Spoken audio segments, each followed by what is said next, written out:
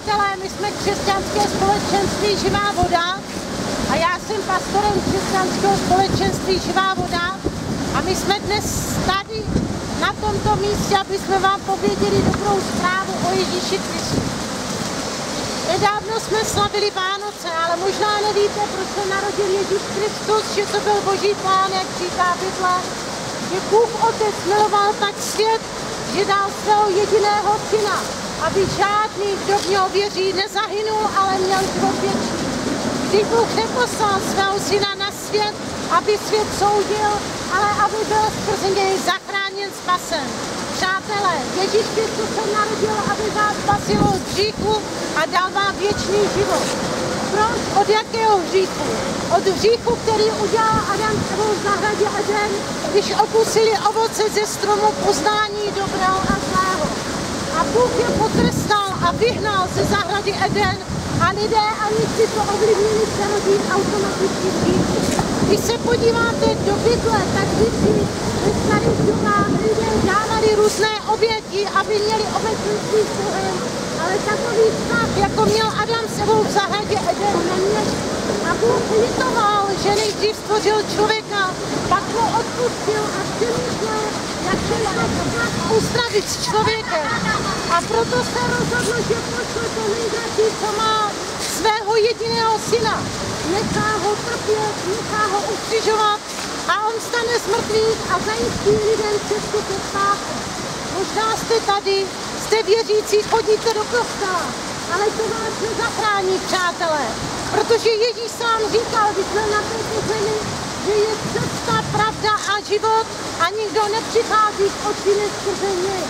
Skrze osobní pozvání Pána Ježíše do svého srdce nedostanete se do nebe. Já jsem žena, která jsem uvěřila v Boha před 15,5 lety, když jsem umírala na zápal plic a setkala jsem se přímo s Ježíšem Kristem. Proto vím, že žije a existuje. Viděla jsem velké světlo, Bible ho popisuje, že je světlo světa. Vnímala jsem pokoj, protože on je kníže míru a slyšela jsem hlas, neboj se, já tě zachráním. Přátelé, tak jsem chodila do kostela, ale Boží přítomnost jsem nenacházela. A tak jsem hledala dál, až jsem potkala jednoho muže a on mi řekl, nestačí, když věříš ve svém srdci. Bible to popisuje jasně, v Římanům 10. kapitola 9. verš. Vyznáš-li ústy Ježíše jako svého Pána a srdcem uvěříš, že ho Bůh vzkřísil z mrtvých, budeš zachráněn. Já jsem tomu, přátelé, nerozuměla, ale ve svém srdci jsem věděla, musíš to udělat, pozvat Pána Ježíše do svého srdce, učinit ho svým Pánem a Spasitelem. Udělala jsem to, přišel pokoj do mého nitra a Bůh začal měnit můj život, dal mi práci, dal mi zaopatření a změnil můj život. Dnes jsem pastorem křesťanského společenství Živá voda a pomáhám lidem, aby znali Ježíše Krista. Založila jsem v roce 2011 křesťanské společenství, my se řadíme k protestantským církvím, abych pomohla lidem, kteří hledají Boha, aby ho nalezli a ti, kteří ho znají, aby žili efektivní život, hojný život, který Bůh zaslíbil každému už na této zemi. Přátelé, proč jsme tady, je proto, aby jsme vám pověděli dobrou zprávu, abyste mohli se smířit se svým Bohem, protože víme, že nebe a peklo je reálné a kdo nebude mít Pána Ježíše ve svém srdci, nemůže přijít do nebe, přátelé. Tato země je stažená skrze hřích Adama a Evy. A člověk nemůže být zachráněn tím, že bude dělat dobré skutky. To říká Boží slovo jasně, že spasení je dar a nikdo si ho nemůže zasloužit. Proto jsme tady, abyste měli stejnou šanci jako my a miliony lidí na celém světě přijmout Pána Ježíše do svého srdce, učinit ho svým Pánem a Spasitelem, činit pokání ze svých hříchů, ze své hříšné cesty, tak vám budou odpuštěny hříchy a vy, až bude čas, odejdete do nebe. V Izajášovi 53. kapitole je napsáno, že on nesl naše hříchy, že naše bolesti na sebe vzal, ale my domnívali se, že je ubyt od Boha, ale on byl proklán pro naši nevěrnost, zmučen byl pro naši nepravost a trestání znášel pro náš pokoj a jeho jizvami jsme uzdraveni. Proto, přátelé, Ježíš Kristus se narodil. Proto slavíme Vánoce, aby vás zachránil a spasil od hříchu, aby vám dal věčný život. Přátelé, pokud je tady někdo a chcete pokud chcete mít věčný život, chcete být spasení a zachránění, vám chceme v tom pomoct. Můžete se modlit tuto modlitbu. Pane Ježíši, já věřím, že jsi Boží syn. Pane Ježíši, já činím pokání ze svých hříchů. Odvracím se od své hříšné cesty. Pane Ježíši, já ti otvírám své srdce. Vstup do mého srdce. Staň se mým pánem a spasitelem. Pane Ježíši, uzdrav mě. Pane Ježíši, osvobod mě. Udělej ze mě člověka podle svého charakteru. Amen. Pokud jste se takhle modlili, věřte, že Bůh vstoupil do vašeho srdce, že váš život nezůstal stejný, byly vám odpuštěny hříchy a dnes, kdybyste odešli, půjdete do nebe.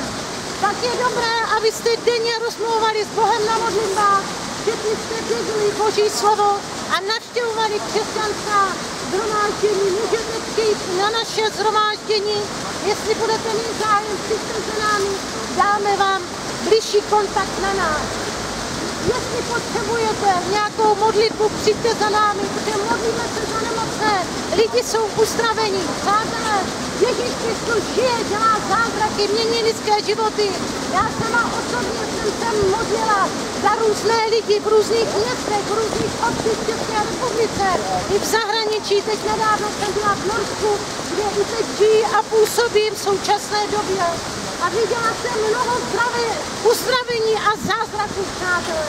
A každý, kdo přijde k Ježíši, tak jeho život nezůstane stejný. Mě osobně Bůh uzdravil před 5 lety z tuberkulózy plic, na kterou jsem umírala, přátelé. Ale já dnes tady stojím na tomto místě a vydávám svědectví. Mám i lékařské vlastně dokumentace, když jsem tuberkulózu měla a teď nemám. A lékaři řekli, to je paní zázrak, jako byste tuberkulózu nikdy neměla. Přátelé, tento zázrak Bůh nechce dělat pro mě, ale chce ho udělat a i pro vás. Pokud máte nějakou potřebu, chci se za vás modlit a chci společně věřit, že Bůh zasáhne ve vaší situaci. Ať už je to ve zdraví, ať už třeba nemáte finance nebo práci. Modlili jsme se za bezdomovce, který spal v rouře. Dnes, přátelé, jediný člověk má bydlení, má práci. Každý, kdo zavolá k Ježíši Kristu, tak on ho neodmítne. Přátelé, dnes Ježíš Kristus vám nabízí spasení. Dnes Ježíš Kristus vám nabízí záchranný kruh a on záleží na vás, jestli se toho záchranného kruhu chytnete nebo ne. Někdy se mne lidé ptají, proč to dělám. Je to proto, protože věřím, že je důležité, aby lidé znali pravdu. Stejně jako kázal mistr Jan Hus, který dokonce se za tu pravdu nechal upálit. A my věříme, přátelé, pokud neuslyší lidi tu pravdu, nemůžou se pro ní rozhodnout. Boží slovo říká, že když uslyšíte jeho hlas, nezatvrzujte svá srdce ve vzdoru. My tady jsme všichni sem, aby jsme jako věděli tuto dobrou zprávu a už to necháme na vás, jestli vy ji přijmete nebo ne. Ale věříme, že musíte slyšet, abyste mohli uvěřit, přátelé. Proto všechno toto děláme, protože milujeme lidi a víme, že Bůh je v prvé řadě láska. Protože Bůh stvořil člověka a poslal to nejdražší, co měl svého jediného syna, kterého nechal obětovat za vás, za hříšníky. Proč? Protože vás velmi miluje a on vás stvořil. A věříme, že lidé by se měli dozvědět pravdu o Bohu, že on není nějaký jinivý Bůh, samozřejmě je spravedlivý, ale v prvé řadě je láska. A dokázal to tím, že obětoval to nejdražší, co měl svého jediného syna. Jinak vám děkujeme za pozornost, přátelé. Mějte krásný zbytek dne, prožívejte tento rok 2016 co nejlépe. A přejeme vám, abyste se opravdu osobně setkali s Ježíšem Kristem, aby váš život nezůstal stejný, abyste smířili se se svým Bohem, až bude čas, abyste šli na nebe. Mějte se krásně a nashledanou.